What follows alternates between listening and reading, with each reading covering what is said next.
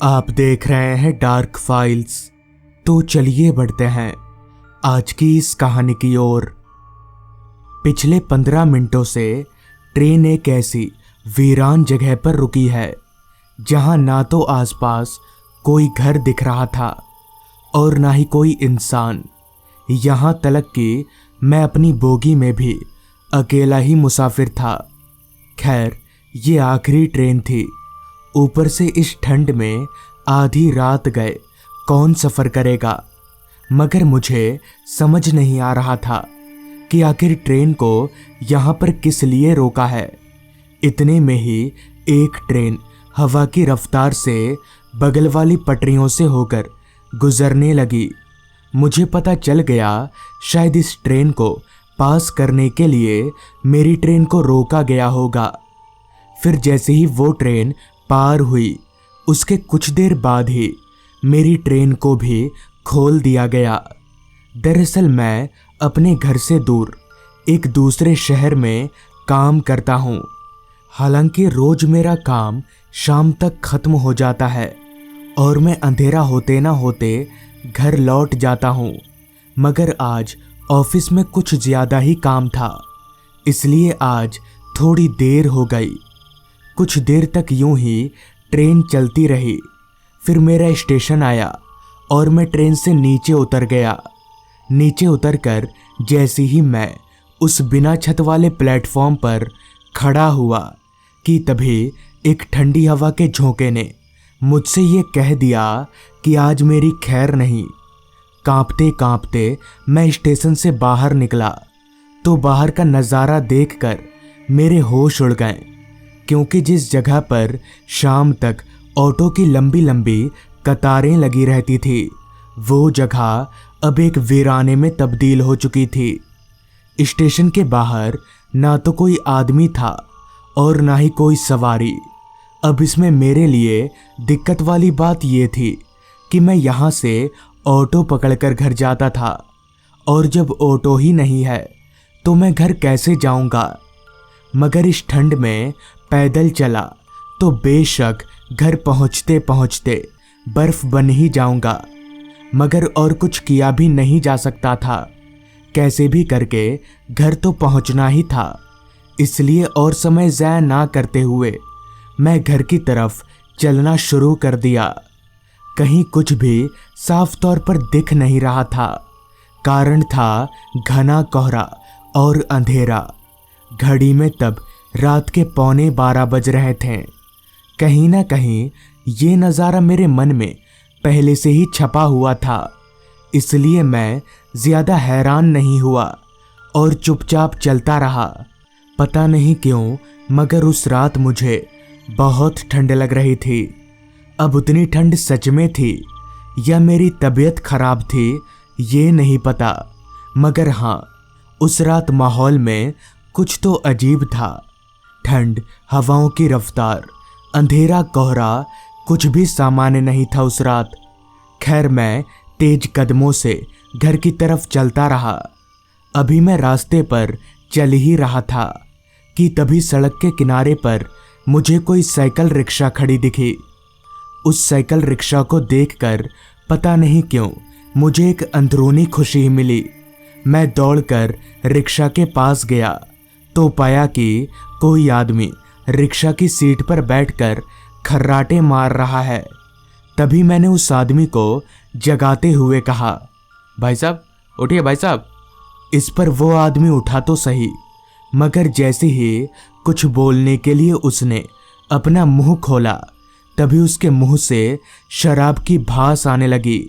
मैं समझ गया कि इसने पी रखी है और अगर मैं इसके साथ घर गया तो पता नहीं घर पहुंच भी पाऊंगा या नहीं। इसलिए मैंने उस आदमी को जैसे उठाया था उसी तरह से वापस सुला दिया और पैदल ही वापस घर की तरफ आगे बढ़ने लगा। हर एक मिनट के साथ शायद कोहरा भी घना होता जा रहा था। रास्ते पर ना तो एक भी स्ट्रीट लाइट थी और ना ही रोशनी का कोई जरिया।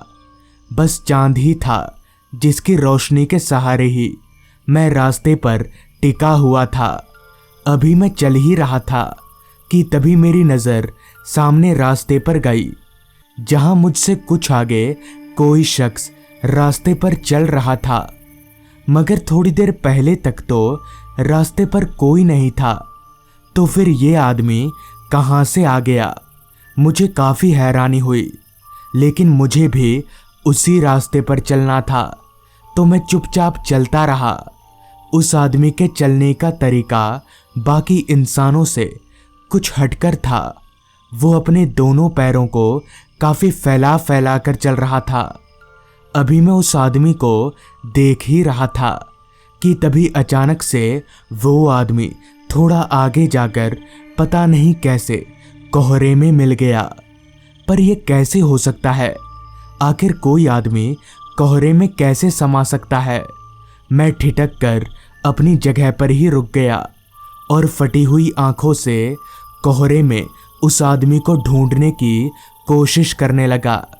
मगर उस घने कोहरे में मुझे कहीं कोई आदमी नजर नहीं आ रहा था। थोड़ी देर तक मैं डर के मारे अपनी जगह पर जमा रहा, मगर फिर मैंने किसी तरह से खुद को संभाल लिया और अपने आप से कहा, हो सकता है घने कोहरे की वजह से वो आदमी ना दिख रहा हो, मुझे आगे चलना चाहिए। अपने आप से इतना कहकर मैं चुपचाप रास्ते पर घर की तरफ आगे बढ़ता रहा। हालांकि मैंने अपने मन को किसी तरह से समझा लिया था, मगर बावजूद इसके कहीं ना कहीं डर ने मेरे दिमाग में एक जगह बना ली थी। मैं चलता रहा। अब मेरे चलने की रफ्तार अपने आप ही काफ़ी तेज हो गई थी। शरीर के रोंगटे रह रहकर खड़े हो जा रहे थे। इतने में ही मुझे सामने की तरफ से कोई शख्स चलकर आता हुआ नजर आया। उसने अपना पूरा चेहरा मफलर से ढक रखा था। मुझे लगा चलो अच्छी बात है, कम से कम अब उतना डर तो नहीं लगेगा। मगर जैसे ही वो शख्स चलकर मेरे करीब आया तो वो भी अचानक कोहरे में ही कहीं समा गया। इस बार मैं जो डरा उस डर की कोई सीमा ना थी।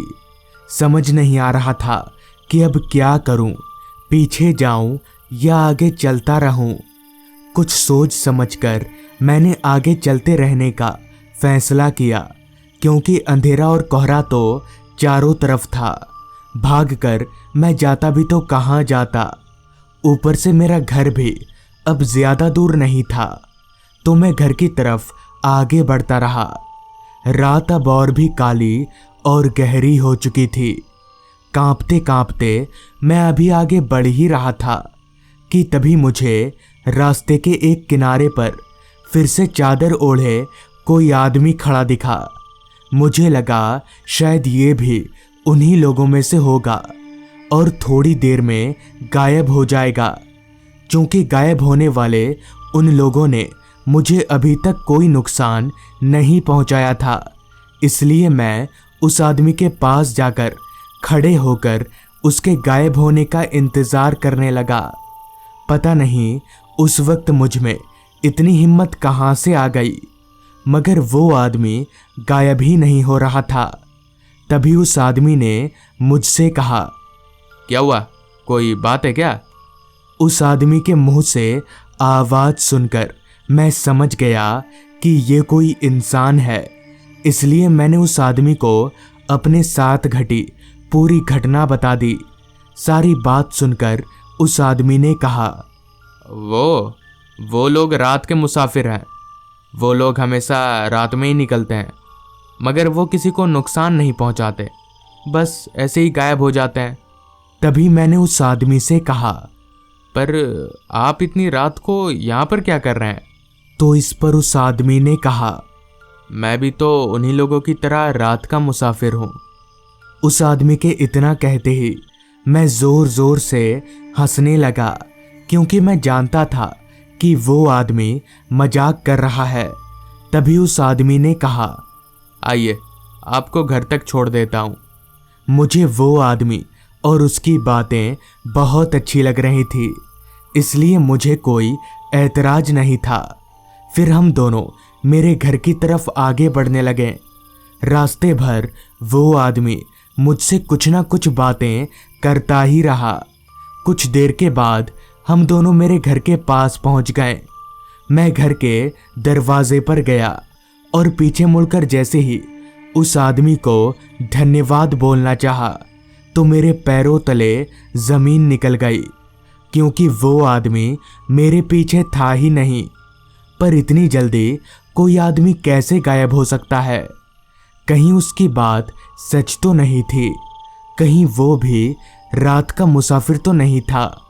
खैर, जो भी हो, गनीमत तो इस बात की रही कि उसने मुझे कोई नुकसान नहीं पहुंचाया और मैं सही सलामत अपने घर पहुंच गया। तो दोस्तों, ये थी आज की कहानी। अगर आपको ये कहानी पसंद आई हो तो चैनल को ज़रूर सब्सक्राइब कर लें।